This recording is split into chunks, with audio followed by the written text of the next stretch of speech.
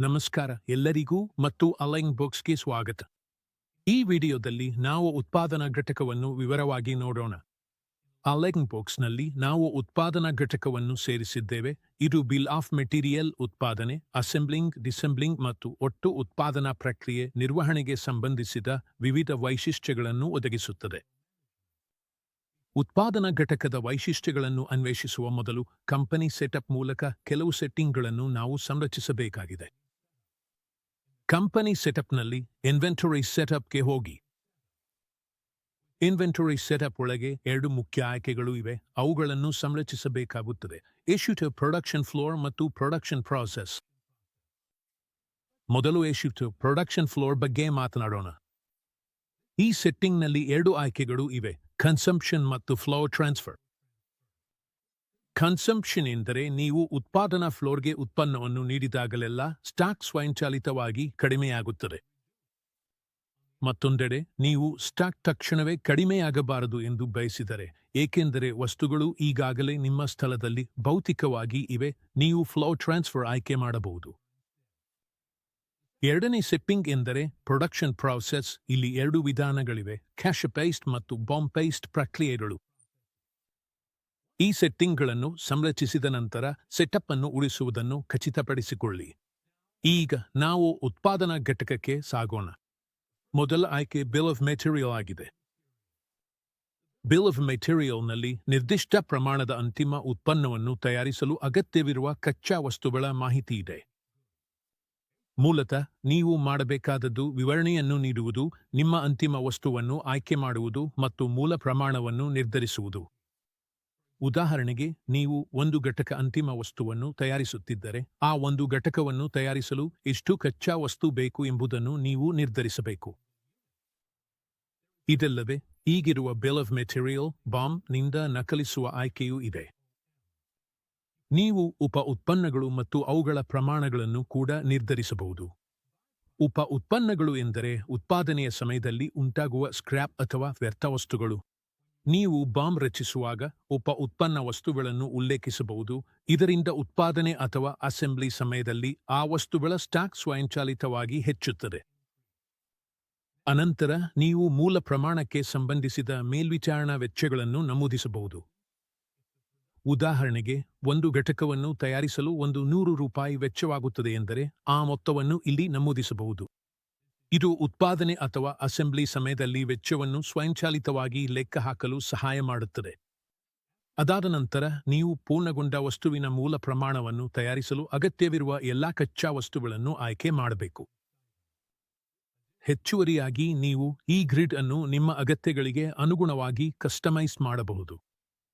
ಈ ಮಾಡ್ಯೂಲ್ನಲ್ಲಿ ನೀವು 5 ಕಸ್ಟಮ್ ಫೀಲ್ಡ್ಗಳನ್ನು ರಚಿಸಬಹುದಾದ ಆಯ್ಕೆಯನ್ನು ನಾವು ಒದಗಿಸಿದ್ದೇವೆ. ಇದನ್ನು ನೀವು ನಿಮ್ಮ ಅಗತ್ಯಕ್ಕೆ ತಕ್ಕಂತೆ ಸಂರಚಿಸಬಹುದು. ಈಗ ಉಳಿಸಿ ಕ್ಲಿಕ್ ಮಾಡಿ. ನೀವು ಇದುವರೆಗೆ ರಚಿಸಿರುವ ಎಲ್ಲಾ ಬಿಲ್ ಆಫ್ ಮೆಟೀರಿಯಲ್ಗಳ ಬಾಂಬ್ ಪಟ್ಟಿ ಕೂಡ ನೋಡಬಹುದು. ಇಲ್ಲಿ 2 ಕಾಲಂಗಳು ಲಭ್ಯವಿವೆ. ಒಂದರಲ್ಲಿ ಬಾಂಬ್ ವಿವರಣೆ ಅಥವಾ ಹೆಸರಿಗಾಗಿ, ಮತ್ತೊಂದರಲ್ಲಿ ಪೂರ್ಣಗೊಂಡ ವಸ್ತುವಿನ ಹೆಸರಿಗಾಗಿ. ನೀವು ಈ ಪಟ್ಟಿಯನ್ನು ಎಕ್ಸೆಲ್ಗೆ ರಫ್ತು ಮಾಡುವ ಆಯ್ಕೆಯೂ ಇದೆ. ನೀವು ನಿಮ್ಮ ಉತ್ಪಾದನಾ ತಂಡದೊಂದಿಗೆ ಬಾಂಬ್ ವಿವರಗಳನ್ನು ಹಂಚಿಕೊಳ್ಳಲು ಬಯಸಿದರೆ, ನೀವು ಸಿಸ್ಟಂನಿಂದಲೇ ಬಾಂಬ್ ಅನ್ನು ನೇರವಾಗಿ ಮುದ್ರಿಸಬಹುದು. ಈಗ ಎರಡನೇ ಆಯ್ಕೆ ಉತ್ಪಾದನಾ ಅಸೆಂಬ್ಲಿಗೆ ಹೋಗೋಣ. ಉತ್ಪಾದನಾ ಅಸೆಂಬ್ಲಿ ಮಾಡ್ಯೂಲ್ನಲ್ಲಿ ನೀವು ಶಾಖೆ, ಉತ್ಪಾದನಾ ಮಾಡಿ, ರೆಫರೆನ್ಸ್ ಸಂಖ್ಯೆ ಮತ್ತು ರೆಫರೆನ್ಸ್ ದಿನಾಂಕವನ್ನು ಆಯ್ಕೆ ಮಾಡುವ ಆಯ್ಕೆಗಳು ಕಾಣುತ್ತವೆ. ನೀವು ಮಾರಾಟ ಆರ್ಡರ್ ಐಟಂ ಅನ್ನು ಆಯ್ಕೆ ಮಾಡಬೇಕು. ನೀವು ಗ್ರಾಹಕರಿಂದ ಆರ್ಡರ್ ಪಡೆದಿದ್ದರೆ, ಪೂರ್ಣಗೊಂಡ ವಸ್ತುವಿಗೆ ಸಂಬಂಧಿಸಿದ ಮಾರಾಟ ಆರ್ಡರ್ ಅನ್ನು ಆಯ್ಕೆ ಮಾಡಬಹುದು. ಮುಂದೆ ನೀವು ಬಿಲ್ ಆಫ್ ಮೆಟೀರಿಯಲ್ ಆಯ್ಕೆ ಮಾಡಬೇಕಾಗುತ್ತದೆ. ನೀವು ಪೂರ್ಣಗೊಂಡ ವಸ್ತುವನ್ನು ಆಯ್ಕೆ ಮಾಡಿದ ನಂತರ ಆ ವಸ್ತುವಿಗೆ ಸಂಬಂಧಿಸಿದ ಬಾಂಬ್ಗಳನ್ನು ಸಿಸ್ಟಮ್ ಸ್ವಯಂಚಾಲಿತವಾಗಿ ತೆಗೆದುಕೊಂಡು ಅವುಗಳನ್ನು ಡ್ರಾಪ್ ಡೌನ್ ಪಟ್ಟಿಯಲ್ಲಿ ತೋರಿಸುತ್ತದೆ. ನಂತರ ನೀವು ಬ್ಯಾಚ್ ಪ್ರಮಾಣವನ್ನು ನಮೂದಿಸಬೇಕು. ಇದು ಈ ಉತ್ಪಾದನಾ ಚಕ್ರದಲ್ಲಿ ನೀವು ತಯಾರಿಸುತ್ತಿರುವ ಅಥವಾ ತಯಾರಿಸಲು ಯೋಜಿಸುತ್ತಿರುವ ಪೂರ್ಣಗೊಂಡ ಉತ್ಪನ್ನದ ಪ್ರಮಾಣ. ನೀವು ಅಗತ್ಯವಿರುವ ವಿವರಗಳನ್ನು ಆಯ್ಕೆ ಮಾಡಿದ ನಂತರ ಸರಳವಾಗಿ ಗೆಟ್ ರನ್ ಕನ್ಸಂಪ್ಷನ್ ಮೇಲೆ ಕ್ಲಿಕ್ ಮಾಡಿ. ಈ ಕ್ರಿಯೆಯಿಂದ ಬಿಲ್ ಆಫ್ ಮೆಟೀರಿಯಲ್ನಲ್ಲಿ ನಿರ್ಧರಿಸಲಾದ ಎಲ್ಲಾ ಮಾಹಿತಿಯನ್ನು ಸ್ವಯಂಚಾಲಿತವಾಗಿ ಪಡೆಯಲಾಗುತ್ತದೆ. ಇದರಲ್ಲಿ ಕಚ್ಚಾ ವಸ್ತುಗಳ ವಿವರಗಳು, ಓವರ್ಹೆಡ್ ಖರ್ಚುಗಳು ಮತ್ತು ಉಪ ಉತ್ಪನ್ನಗಳ ಐಟಂಗಳು ಸೇರಿವೆ. ಕಚ್ಚಾ ವಸ್ತುಗಳನ್ನು ಪಡೆದ ನಂತರ ನೀವು ಒಟ್ಟು ಓವರ್ಹೆಡ್ ಖರ್ಚುಗಳು, ಪೂರ್ಣಗೊಂಡ ಉತ್ಪನ್ನಗಳ ಪ್ರಮಾಣ ಮತ್ತು ಪ್ರತಿ ಘಟಕದ ಪೂರ್ಣಗೊಂಡ ವೆಚ್ಚವನ್ನು ನೋಡಬಹುದು. ಇದು ಉತ್ಪಾದನೆಯ ಸಮಯದಲ್ಲಿ ನಿರ್ದಿಷ್ಟ ಪೂರ್ಣಗೊಂಡ ವಸ್ತುವಿನ ವೆಚ್ಚವನ್ನು ಸ್ಪಷ್ಟವಾಗಿ ಅರ್ಥಮಾಡಿಕೊಳ್ಳಲು ಸಹಾಯ ಮಾಡುತ್ತದೆ. ಇದರಿಂದ ನಿಮ್ಮ ತಂಡಕ್ಕೆ ಉತ್ಪಾದನಾ ವೆಚ್ಚಗಳನ್ನು ಟ್ರ್ಯಾಕ್ ಮತ್ತು ವಿಶ್ಲೇಷಿಸಲು ಸುಲಭವಾಗುತ್ತದೆ. ಇಲ್ಲದೆ ಅಟ್ಯಾಚ್ಮೆಂಟ್ ಆಯ್ಕೆಯು ಲಭ್ಯವಿದೆ. ನೀವು ಯಾವುದೇ ಬೆಂಬಲ ದಾಖಲೆಗಳನ್ನು ಜೋಡಿಸಲು ಅಗತ್ಯವಿದ್ದರೆ ಈ ವೈಶಿಷ್ಟ್ಯವನ್ನು ಬಳಸಿಕೊಂಡು ಅದನ್ನು ಮಾಡಬಹುದು. ಹೆಚ್ಚುವರಿಯಾಗಿ ನಾವು 5 ಕಸ್ಟಮೈಸ್ ಮಾಡಬಹುದಾದ ಕ್ಷೇತ್ರಗಳನ್ನು ಒದಗಿಸಿದ್ದೇವೆ. ನಿಮ್ಮ ಕಾರ್ಯಾಚರಣಾ ಅಗತ್ಯಗಳ ಆಧಾರದ ಮೇಲೆ ಉತ್ಪಾದನಾ ಅಸೆಂಬ್ಲಿಂಗ್ ವೌಚರ್ ರಚಿಸುವಾಗ ಈ ಕ್ಷೇತ್ರಗಳನ್ನು ಹೆಚ್ಚುವರಿ ಮಾಹಿತಿಯನ್ನು ದಾಖಲಿಸಲು ಬಳಸಬಹುದು. ಅದೇ ವೌಚರ್ ಪರದೆಯಲ್ಲಿಯೇ ನೀವು ವೌಚರ್ ಸಂರಚನಾ ಆಯ್ಕೆಯನ್ನು ಕಾಣಬಹುದು. ಇದರಿಂದ ನೀವು ವೌಚರ್ ಸರಣಿಯನ್ನು ಸಂರಚಿಸಬಹುದು, ಅಧಿಸೂಚನಾ ವಿವರಗಳನ್ನು ಹೊಂದಿಸಬಹುದು ಮತ್ತು ಅನುಮೋದನಾ ಕಾರ್ಯಪ್ರವಾಹಗಳನ್ನು ನಿರ್ವಹಿಸಬಹುದು. ಈ ವಿಭಾಗವನ್ನು ವೌಚರ್ ಸಂರಚನೆ ಎಂದು ಕರೆಯಲಾಗುತ್ತದೆ ಮತ್ತು ಇದು ನಿಮ್ಮ ಆಂತರಿಕ ಪ್ರಕ್ರಿಯೆಗಳಿಗೆ ಅನುಗುಣವಾಗಿ ವ್ಯಾಪಕವಾದ ಕಸ್ಟಮೈಸೇಷನ್ ಆಯ್ಕೆಗಳನ್ನು ಒಳಗೊಂಡಿದೆ. ಮುಂದಿನದು ಐಟಂ ಪ್ರಕಾರವನ್ನು ಅನುಮತಿಸುವ ಸೆಟ್ಟಿಂಗ್. ಇಲ್ಲಿ ನೀವು ಯಾವ ಐಟಂಗಳನ್ನು ಅನುಮತಿಸಬೇಕೆಂದು ನಿರ್ಧರಿಸಬಹುದು. ಹೀಗಾಗಿ ಆಯ್ಕೆ ಮಾಡಿದ ಐಟಂ ಪ್ರಕಾರಗಳು ಮಾತ್ರ ಐಟಂ ಆಯ್ಕೆ ವಿಂಡೋದಲ್ಲಿ ಕಾಣಿಸಿಕೊಳ್ಳುತ್ತವೆ. ಐಟಂ ಪಟ್ಟಿ ಆಯ್ಕೆಯು ಲಭ್ಯವಿದೆ. ನೀವು ಪ್ರೊಡಕ್ಷನ್ ಲಿಂಕ್ ವಿತ್ ಎಂಬ ಸೆಟ್ಟಿಂಗ್ ಅನ್ನು ಕಾಣಬಹುದು. ಇದರಿಂದ ಅಗತ್ಯವಿದ್ದರೆ ಉತ್ಪಾದನೆಯನ್ನು ಯಾವುದೇ ಸಂಬಂಧಿತ ವೌಚರ್ಗೆ ಲಿಂಕ್ ಮಾಡಬಹುದು. ಹಿಂದೆ ಹೇಳಿದಂತೆ ನಂಬರ್ ಆಯ್ಕೆಯು ನಿಮ್ಮ ಅಗತ್ಯಗಳಿಗೆ ಅನುಗುಣವಾಗಿ ವೌಚರ್ ಸರಣಿಯನ್ನು ಸಂರಚಿಸಲು ಅವಕಾಶ ನೀಡುತ್ತದೆ. ನೋಟಿಫಿಕೇಷನ್ ಆಯ್ಕೆಯೂ ಲಭ್ಯವಿದೆ. ನೀವು ನಿಮ್ಮ ಉದ್ಯೋಗಿಗಳು, ಉತ್ಪಾದನಾ ವ್ಯವಸ್ಥಾಪಕರು, ಹಿರಿಯ ವ್ಯವಸ್ಥಾಪಕರು ಅಥವಾ ಇತರ ಹಿತಾಸಕ್ತಿಗಳಿಗೆ ನೋಟಿಫಿಕೇಷನ್ ಕಳುಹಿಸಲು ಬಯಸಿದರೆ ಈ ಸೆಟ್ಟಿಂಗ್ಗಳನ್ನು ಸಕ್ರಿಯಗೊಳಿಸಬಹುದು.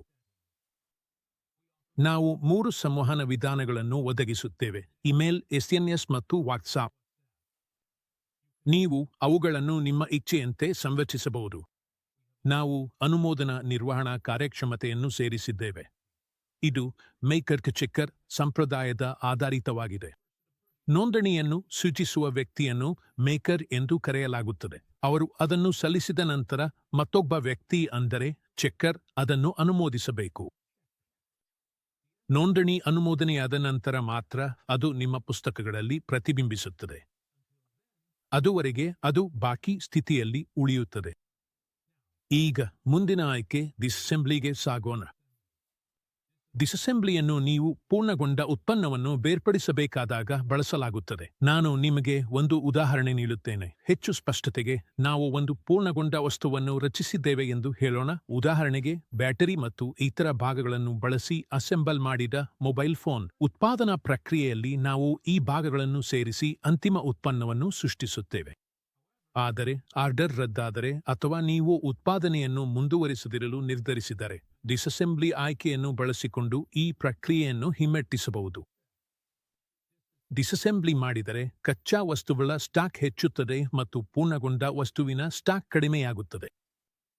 ಈ ಪ್ರಕ್ರಿಯೆಯಲ್ಲಿ ಉತ್ಪಾದನಾ ಅಸೆಂಬ್ಲಿಂಗ್ ಮಾಯೂನ್ನಂತೆ ಅದೇ ವೌಚರ್ ಫಾರ್ಮ್ಯಾಟ್ ಅನ್ನು ಬಳಸಲಾಗುತ್ತದೆ ಮತ್ತು ಎಲ್ಲ ಆಯ್ಕೆಗಳು ಕೂಡ ಲಭ್ಯವಿರುತ್ತವೆ. ಮುಖ್ಯ ವ್ಯತ್ಯಾಸವೆಂದರೆ ಡಿಸ್ಅಸೆಂಬ್ಲಿ ಕಚ್ಚಾ ವಸ್ತುಗಳ ಪ್ರಮಾಣವನ್ನು ಹೆಚ್ಚಿಸುತ್ತದೆ ಮತ್ತು ಪೂರ್ಣಗೊಂಡ ವಸ್ತುಗಳನ್ನು ಕಡಿಮೆ ಮಾಡುತ್ತದೆ. ಇತರ ಮಾಡ್ಯೂಲ್ಗಳಲ್ಲಿರುವಂತೆ ವೌಚರ್ ಸಂರಚನಾ ಆಯ್ಕೆಯು ಇಲ್ಲಿ ಕೂಡ ಲಭ್ಯವಿದ್ದು, ನೀವು ನಂಬರಿಂಗ್, ಸೂಚನೆಗಳು, ಅನುಮೋದನೆಗಳು ಮತ್ತು ಇನ್ನಷ್ಟು ಆಯ್ಕೆಗಳನ್ನು ಕಸ್ಟಮೈಸ್ ಮಾಡಬಹುದು. ಇದಕ್ಕೂ ಮೇಲೆ ಈ ಮಾಡ್ಯೂಲ್ನಲ್ಲಿ ಇನ್ನೂ ಹಲವಾರು ವೈಶಿಷ್ಟ್ಯಗಳು ಲಭ್ಯವಿವೆ. ಎಂಟ್ರಿಯನ್ನು ನಕಲಿಸಿ, ಎಂಟ್ರಿಯನ್ನು ಅಳಿಸಿ, ಎಂಟ್ರಿಯನ್ನು ರದ್ದು ಮಾಡಿ ಮತ್ತು ರದ್ದಾದ ಎಂಟ್ರಿಯನ್ನು ಮರುಸ್ಥಾಪಿಸಿ. ನೀವು ಇದುವರೆಗೆ ರಚಿಸಿದ ಎಲ್ಲಾ ಎಂಟ್ರಿಗಳನ್ನು ವೀಕ್ಷಿಸಲು ಓಪನ್ ಬಟನ್ ಅನ್ನು ಬಳಸಬಹುದು. ಓಪನ್ ಮೇಲೆ ಕ್ಲಿಕ್ ಮಾಡಿದರೆ ಐಟಂ ಶಾಖೆ ಮತ್ತು ದಿನಾಂಕ ಶ್ರೇಣಿಯ ಪ್ರಕಾರ ಎಂಟ್ರಿಗಳನ್ನು ಫಿಲ್ಟರ್ ಮಾಡಬಹುದಾದ ಪಾಪ್ ಅಪ್ ವಿಂಡೋ ಒಂದು ತೆರೆದುಕೊಳ್ಳುತ್ತದೆ. ಇದರಿಂದ ನೀವು ನಿರ್ದಿಷ್ಟ ದಾಖಲೆಗಳನ್ನು ತ್ವರಿತವಾಗಿ ಹುಡುಕಬಹುದು. ನೀವು ನಿಮ್ಮ ಉತ್ಪಾದನೆಯನ್ನು ಪ್ರೊಡಕ್ಷನ್ ಫ್ಲೋರ್ ಮೂಲಕ ನಿರ್ವಹಿಸಲು ಬಯಸಿದರೆ issue request from production floor ಎಂಬ ಹೆಚ್ಚುವರಿ ಆಯ್ಕೆಗಳನ್ನು ಬಳಸಬಹುದು. ನಿಮ್ಮ ಬಳಿ ಉತ್ಪಾದನಾ ತಂಡ ಮತ್ತು ಸರಿಯಾದ ಉತ್ಪಾದನಾ ಫ್ಲೋರ್ ವ್ಯವಸ್ಥೆ ಇದ್ದರೆ ಈ ವೌಚರ್ ವಿಶೇಷವಾಗಿ ಉಪಯುಕ್ತವಾಗಿದೆ. ಇದು ಉತ್ಪಾದನಾ ಫ್ಲೋರ್ನಿಂದ ಗೋದಾಮು ಅಥವಾ ಡಿಸ್ಪ್ಯಾಚ್ ತಂಡಕ್ಕೆ ಕಚ್ಚಾ ವಸ್ತುಗಳ ವಿನಂತಿ ಪ್ರಕ್ರಿಯೆಯನ್ನು ಸುಗಮಗೊಳಿಸಲು ಸಹಾಯ ಮಾಡುತ್ತದೆ. Issue request from production floor voucher ಪ್ರತಿದಿನವೂ ಕಚ್ಚಾ ವಸ್ತುಗಳನ್ನು ವಿನಂತಿಸುವ ತಂಡಗಳಿಗೆ ಬಹಳ ಮುಖ್ಯವಾಗಿದೆ. ಈ ವೌಚರ್ ಬಳಸಿ ಉತ್ಪಾದನಾ ತಂಡವು ಡಿಸ್ಪ್ಯಾಚ್ ಅಥವಾ ಗೋದಾಮು ತಂಡಕ್ಕೆ ಅಧಿಕೃತವಾಗಿ ವಿನಂತಿಯನ್ನು ಕಳುಹಿಸಬಹುದು. ಈ ವೌಚರ್ನಲ್ಲಿ ಉತ್ಪಾದನಾ ತಂಡವು ಶಾಖೆಯನ್ನು ಆಯ್ಕೆ ಮಾಡುತ್ತದೆ, ರೆಫರೆನ್ಸ್ ಸಂಖ್ಯೆಯನ್ನು ನಮೂದಿಸುತ್ತದೆ, ವಿನಂತಿಯ ದಿನಾಂಕವನ್ನು ಆಯ್ಕೆ ಮಾಡುತ್ತದೆ, ಉತ್ಪಾದನಾ ಫ್ಲೋರ್ ಆಯ್ಕೆ ಮಾಡುತ್ತದೆ, ಬಹು ಫ್ಲೋರ್ಗಳು ಇದ್ದರೆ ಪೂರ್ಣಗೊಂಡ ಐಟಂ ಆಯ್ಕೆ ಮಾಡುತ್ತದೆ, ಬಿಲ್ ಆಫ್ ಮೆಟೀರಿಯಲ್ ಆಯ್ಕೆ ಮಾಡುತ್ತದೆ, ಬ್ಯಾಚ್ ಪ್ರಮಾಣವನ್ನು ನಮೂದಿಸುತ್ತದೆ. ಕಚ್ಚಾ ವಸ್ತುಗಳ ಪಟ್ಟಿ ಪಡೆಯಲು ಗೆಟ್ ರಿಕ್ವೈರ್ಡ್ ಕ್ಲಿಕ್ ಮಾಡಿ. ನಂತರ ಎಂಟ್ರಿಯನ್ನು ಪೂರ್ಣಗೊಳಿಸಲು ಸರಳವಾಗಿ ಸೇವ್ ಕ್ಲಿಕ್ ಮಾಡಿ. ಈ ವೌಚರ್ ಉತ್ಪಾದನಾ ಫ್ಲೋರ್ನಿಂದ ಡಿಸ್ಪ್ಯಾಚ್ ಅಥವಾ ಗೋದಾಮು ತಂಡಕ್ಕೆ ಅಧಿಕೃತ ಕಚ್ಚಾ ವಸ್ತುಗಳ ವಿನಂತಿಯಾಗಿ ಕಾರ್ಯನಿರ್ವಹಿಸುತ್ತದೆ. ಇದಲ್ಲದೆ ಅದೇ ಎಂಟ್ರಿಯೊಳಗೆ ವಿನಂತಿಯನ್ನು ಪರಿಣಾಮಕಾರಿಯಾಗಿ ನಿರ್ವಹಿಸಲು ಹಲವಾರು ಉಪಯುಕ್ತ ಆಯ್ಕೆಗಳು ಲಭ್ಯವಿವೆ. ಈಗ ವಿನಂತಿಯನ್ನು ಸ್ವೀಕರಿಸುವ ವ್ಯಕ್ತಿಗೆ ಉತ್ಪಾದನಾ ಫ್ಲೋರ್ಗೆ ವಸ್ತುಗಳನ್ನು ನೀಡುವ ಹಕ್ಕುಗಳು ಇರಬೇಕು. ಈ ವೌಚರ್ನಲ್ಲಿ ನಾವು ಒಂದು ಸೌಲಭ್ಯವನ್ನು, ಒಂದು ವೈಶಿಷ್ಟ್ಯವನ್ನು ಒದಗಿಸಿದ್ದೇವೆ. ಇದರಿಂದ ಯಾರಾದರೂ ಪ್ರತಿದಿನವೂ ಪುಲ್ ಫ್ರಮ್ ಪ್ರೊಡಕ್ಷನ್ ರಿಕ್ವೆಸ್ಟ್ ಆಯ್ಕೆಯನ್ನು ಬಳಸಿ ವಿನಂತಿಗಳನ್ನು ಪರಿಶೀಲಿಸಬಹುದು. ಹೀಗಾಗಿ ಪ್ರತಿದಿನವೂ ಸೂಕ್ತ ಹಕ್ಕುಗಳಿರುವ ವ್ಯಕ್ತಿ ಆ ವಿನಂತಿಯನ್ನು ಪ್ರಕ್ರಿಯೆಗೊಳಿಸಬಹುದು. ನೀವು ಪುಲ್ ಫ್ರಮ್ ಪ್ರೊಡಕ್ಷನ್ ರಿಕ್ವೆಸ್ಟ್ ಮೇಲೆ ಕ್ಲಿಕ್ ಮಾಡಬೇಕಷ್ಟೇ. ಸಿಸ್ಟಮ್ ಸ್ವಯಂಚಾಲಿತವಾಗಿ ಇಂದು ಬಂದಿರುವ ಎಲ್ಲ ಬಾಕಿ ವಿನಂತಿಗಳನ್ನು ತೋರಿಸುತ್ತದೆ. ಉದಾಹರಣೆಗೆ, ಯಾರಾದರೂ ಐಟಂ ಚೆನ್ನ 100 ಘಟಕಗಳ ವಿನಂತಿಯನ್ನು ಸ್ವೀಕರಿಸಿದ್ದರೆ ಮತ್ತು ಅವರ ಬಳಿ 80 ಘಟಕಗಳು ಸ್ಟಾಕ್ನಲ್ಲಿ ಇದ್ದರೆ, ಅವರು ಸರಳವಾಗಿ ಪ್ರಮಾಣ ಕ್ಷೇತ್ರದಲ್ಲಿ 80 ಅನ್ನು ನಮೂದಿಸಿ ಎಂಟ್ರಿಯನ್ನು ಉಳಿಸಬಹುದು. ಅನಂತರ ಸಿಸ್ಟಮ್ ಆ ವಿನಂತಿಗೆ ವಿರುದ್ಧವಾಗಿ 80 ಘಟಕಗಳನ್ನು ನೀಡುತ್ತದೆ ಮತ್ತು ಉಳಿದ 20 ಅನ್ನು ಬಾಕಿ ಎಂದು ಗುರುತಿಸಲಾಗುತ್ತದೆ. ಈಗ ಅದೇ ವೌಚರ್ ಬಗ್ಗೆ ಮಾತನಾಡೋಣ. ಇದು material received from production floor ಅಡಿಯಲ್ಲಿ ಉತ್ಪಾದನಾ ಮಾಡಿಯ ಎಂಟ್ರಿಗಳಿಗೆ ಕೂಡ ಬಳಸಲಾಗುತ್ತದೆ. ಉದಾಹರಣೆಗೆ, ನಾನು ನನ್ನ ಉತ್ಪಾದನಾ ತಂಡಕ್ಕೆ ಕಚ್ಚಾ ವಸ್ತುಗಳನ್ನು ನೀಡಿದ್ದೇನೆ ಮತ್ತು ಅವರು ಪೂರ್ಣಗೊಂಡ ಉತ್ಪನ್ನಗಳನ್ನು ಹಿಂತಿರುಗಿಸಿದರೆ, ಆ ಸ್ವೀಕೃತಿಯನ್ನು ದಾಖಲಿಸಲು ನಾನು ಈ ವೌಚರ್ ಅನ್ನು ಬಳಸಬಹುದು. ಈ ಸಂದರ್ಭದಲ್ಲಿ ನಾವು ಪುಲ್ ಫ್ರಮ್ ಪ್ರೊಡಕ್ಷನ್ ಇಶ್ಯೂ ಎಂಬ ಆಯ್ಕೆಯನ್ನು ನೀಡಿದ್ದೇವೆ. ಇದು ಪೋಷಕ ಡಾಕ್ಯುಮೆಂಟ್ ಅಥವಾ ಪೋಷಕ ವೌಚರ್ ಅನ್ನು ಸೂಚಿಸುತ್ತದೆ. ನೀವು ಪುಲ್ ಫ್ರಮ್ ಪ್ರೊಡಕ್ಷನ್ ಇಶ್ಯೂ ಮೇಲೆ ಕ್ಲಿಕ್ ಮಾಡಬೇಕಷ್ಟೇ. ನಂತರ ಉತ್ಪಾದನಾ ಮಾಡಿ ಐಟಂ ಅನ್ನು ಆಯ್ಕೆ ಮಾಡಬಹುದು. ಯಾವುದೇ ಕಚ್ಚಾ ವಸ್ತು ಬಳಕೆಯಾದರೆ ನೀವು ಲಭ್ಯವಿರುವ ಆಯ್ಕೆಗಳಿಂದ ಅದನ್ನು ವೀಕ್ಷಿಸಿ ಆಯ್ಕೆ ಮಾಡಬಹುದು. ನಾನು ಇದನ್ನು ನಿಮಗೆ ಒಂದು ಉದಾಹರಣೆಯೊಂದಿಗೆ ತೋರಿಸುತ್ತೇನೆ. ಈ ವಿಂಡೋದಲ್ಲಿ ಬಳಕೆಯಾದ ಕಚ್ಚಾ ವಸ್ತುಗಳ ವಿವರಗಳು ಪ್ರದರ್ಶಿಸಲಾಗುತ್ತವೆ. ಹೀಗಾಗಿ ಉತ್ಪಾದನಾ ಮಾಡಿಯಿಂದ ಸರಕುಗಳನ್ನು ಸ್ವೀಕರಿಸುವ ವ್ಯಕ್ತಿಯು ಇಲ್ಲಿ ಬಳಕೆಯಾದ ಕಚ್ಚಾ ವಸ್ತುಗಳನ್ನು ಉಲ್ಲೇಖಿಸಬಹುದು. ಇದಲ್ಲದೆ ಅದೇ ವೌಚರ್ನಲ್ಲಿ ನಾವು ಪುಲ್ ಫ್ರಮ್ ಬಮ್ ಎಂಬ ಆಯ್ಕೆಯನ್ನು ನೀಡಿದ್ದೇವೆ. ಒಂದು ಪೂರ್ಣಗೊಂಡ ಉತ್ಪನ್ನದಲ್ಲಿ ಅನೇಕ ಘಟಕಗಳು ಇದ್ದರೆ ಪ್ರತಿ ಐಟಂ ಅನ್ನು ಪ್ರತ್ಯೇಕವಾಗಿ ಆಯ್ಕೆ ಮಾಡುವ ಅಗತ್ಯವಿಲ್ಲ. ಪುಲ್ ಫ್ರಮ್ ಬಮ್ ಮೇಲೆ ಕ್ಲಿಕ್ ಮಾಡಿದರೆ ವ್ಯವಸ್ಥೆ ಸ್ವಯಂಚಾಲಿತವಾಗಿ ಘಟಕಗಳನ್ನು ತುಂಬುತ್ತದೆ.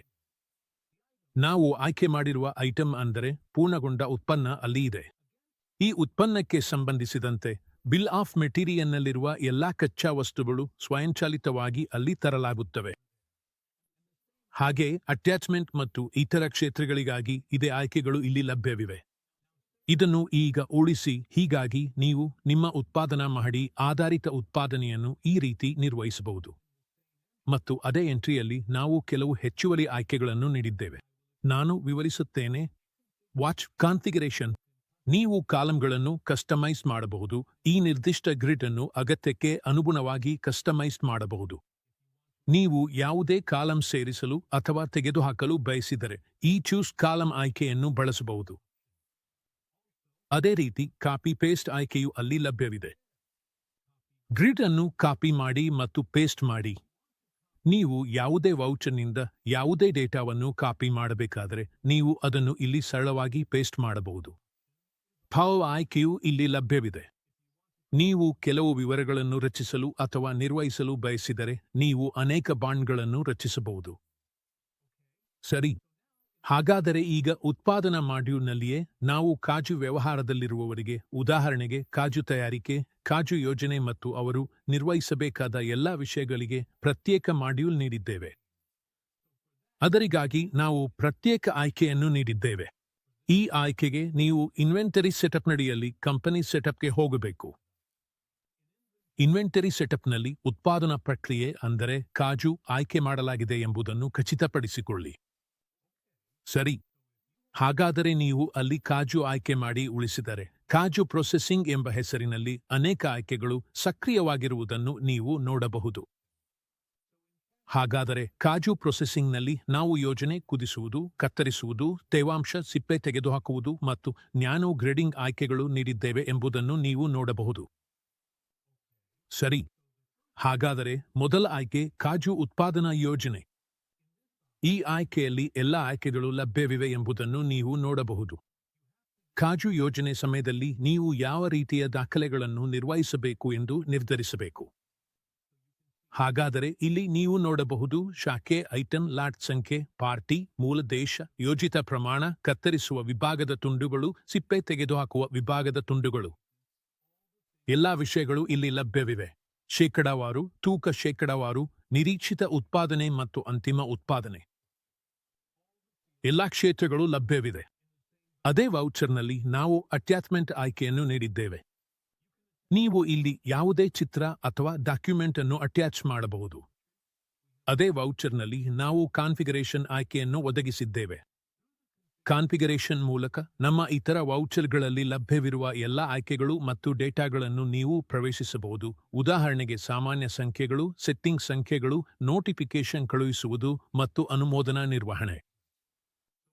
ಹಾಗಾದರೆ ಎಲ್ಲ ಉಪಕರಣಗಳು ಇಲ್ಲಿ ಲಭ್ಯವಿವೆ. ಮುಂದಿನ ಆಯ್ಕೆ ಕಾಜು ಉತ್ಪಾದನೆ, ಬಾಯ್ಲಿಂಗ್.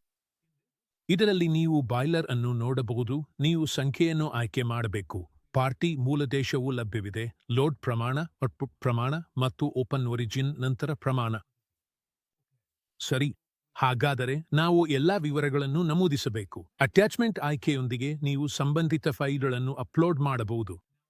ಈಗ ಕಟಿಂಗ್ ಪ್ರಕ್ರಿಯೆ. ಕಟಿಂಗ್ ಪ್ರಕ್ರಿಯೆಯಲ್ಲಿ ನೀವು ಇಲ್ಲಿ ಬಾಯ್ಲರ್ ಲೋಡ್ ಸಂಖ್ಯೆಯನ್ನು ನೋಡಬಹುದು ಮತ್ತು ಇಲ್ಲಿ ಎಲ್ಲ ಅಗತ್ಯ ಕ್ಷೇತ್ರಗಳು ಲಭ್ಯವಿವೆ ಎಂಬುದನ್ನು ನೋಡಬಹುದು. ನೀವು ಕಾಜು ಉತ್ಪಾದನೆ, ತಯಾರಿಕೆ ಅಥವಾ ಉತ್ಪಾದನಾ ವ್ಯವಹಾರ ನಡೆಸುತ್ತಿದ್ದರೆ ಇದು ಉಪಯುಕ್ತವಾಗಿದೆ. ಹಾಗಾದರೆ ನೀವು ಕಾಜು ಪ್ರಕ್ರಿಯೆಗೆ ಸೇರಿಸಿದ ಎಲ್ಲ ಆಯ್ಕೆಗಳು ಅಲ್ಲಿ ಲಭ್ಯವಿರುವುದನ್ನು ನೋಡಬಹುದು. ಕಾರ್ಮಿಕರು, ಹುಡುಗರು, ಮಹಿಳೆಯರು ಮತ್ತು ಎಷ್ಟು ಎಂಬುದನ್ನು. ಮೂಲತಃ ನೀವು ಇಲ್ಲಿ ಎಲ್ಲಾ ವಿಷಯಗಳನ್ನು ನಿರ್ವಹಿಸಬಹುದು. ಹೋಲ್, ಸ್ಪ್ಲಿಟ್, ಅನ್ಕಟ್, ಅನ್ರಿಜೆಕ್ಟೆಡ್ ಎಲ್ಲಾ ವಿಷಯಗಳು ಮತ್ತು ಸ್ವಯಂಚಾಲಿತ ಪ್ರಕ್ರಿಯೆ. ಈಗ ಕಾಜು ಉತ್ಪಾದನೆ, ಹ್ಯೂಮಿಡಿಟಿ. ಇಲ್ಲಿ ನೀವು ಆಯ್ಕೆ ಮಾಡಬೇಕಾದ ಲಾಟ್ ನಂಬರ್ ಅನ್ನು ನೋಡಬಹುದು. ಇದು ಕಡ್ಡಾಯವಾಗಿದೆ ಮತ್ತು ಲಭ್ಯವಿರುವ split, whole, shortage, input, output ಮತ್ತು ಶಾರ್ಟೇಜ್ ಶೇಕಡಾವಾರು ಸೇರಿದಂತೆ ಎಲ್ಲಾ ವಿವರಗಳನ್ನು ನೀವು ನಮೂದಿಸಬೇಕು. ಈಗ ಪೀಲಿಂಗ್ ಪ್ರಕ್ರಿಯೆ. ಪೀಲಿಂಗ್ ಪ್ರಕ್ರಿಯೆಗೆ ನೀವು ಮತ್ತೆ ಲಾಟ್ ನಂಬರ್ ನಮೂದಿಸಬೇಕಾಗುತ್ತದೆ ಮತ್ತು ಹೋಲ್ ಹಾಗೂ ಸ್ಪ್ಲಿಟ್ ಪ್ರಕ್ರಿಯೆಯನ್ನು ನೋಡಬಹುದು. ನೀವು ಎಲ್ಲಾ ವಿವರಗಳನ್ನು ನಮೂದಿಸಬೇಕು. ಈಗ ಕೊನೆಯ ಪ್ರಕ್ರಿಯೆ ಕಾಜು ಉತ್ಪಾದನೆ, ನ್ಯಾನೋ ಗ್ರೇಡಿಂಗ್. ಹೀಗಾಗಿ ಇಲ್ಲಿ ನೀವು ಲಾಟ್ ನಂಬರ್, ಹೋಲ್ ಇನ್ಪುಟ್ ಮತ್ತು ಬಿನ್ ಆಯ್ಕೆ ಮಾಡಬೇಕಾಗುತ್ತದೆ. ನೀವು ಯುಆರ್ಯ, ಹಸ್ಕ್ ಮತ್ತು ನಷ್ಟದಂತಹ ಎಲ್ಲಾ ವಿವರಗಳನ್ನು ನಮೂದಿಸಬೇಕು. ಈ ವೌಚರ್ನಲ್ಲಿ ಅಟ್ಯಾಚ್ಮೆಂಟ್ಗಾಗಿ ಕೂಡ ಇದೇ ಆಯ್ಕೆ ಇದೆ. ನೀವು ಎಲ್ಲಾ ಪ್ರಕ್ರಿಯೆಗಳ ವರದಿಗಳನ್ನು ನೋಡಲು ಬಯಸಿದರೆ ನೀವು ಆಲ್ ರಿಪೋರ್ಟ್ಗೆ ಹೋಗಿ ಹುಡುಕುವಲ್ಲಿ ಕಾಜು ಎಂದು ಹುಡುಕಬಹುದು. ಹೀಗಾಗಿ ಇಲ್ಲಿ ಎಲ್ಲಾ ವರದಿಗಳು ಲಭ್ಯವಿವೆ ಎಂದು ನೋಡಬಹುದು. ಕಾಜು ಉತ್ಪಾದನಾ ಯೋಜನಾ ರಿಜಿಸ್ಟರ್, ಕಟಿಂಗ್ ರಿಜಿಸ್ಟರ್ ಮತ್ತು ಇತ್ಯಾದಿ. ಹೀಗಾಗಿ ಎಲ್ಲಾ ವೌಚರ್ಗಳು ಪಟ್ಟಿ ಮಾಡಲಾಗಿದೆ. ಈ ರೀತಿಯಾಗಿ ಉದಾಹರಣೆಗೆ ಕಾಜು ಉತ್ಪಾದನೆ ಮಾಡುವ ವ್ಯವಹಾರವು ಎಲ್ಲಾ ವಿಷಯಗಳನ್ನು, ಎಲ್ಲಾ ಪ್ರಕ್ರಿಯೆಗಳನ್ನು ಸುಗಮವಾಗಿ ನಿರ್ವಹಿಸಬಹುದು. ಇದೇ ರೀತಿಯಲ್ಲಿ ನೀವು ಅಲೈನ್ ಬುಕ್ನಲ್ಲಿ ಉತ್ಪಾದನೆಯನ್ನು ನಿರ್ವಹಿಸಬಹುದು.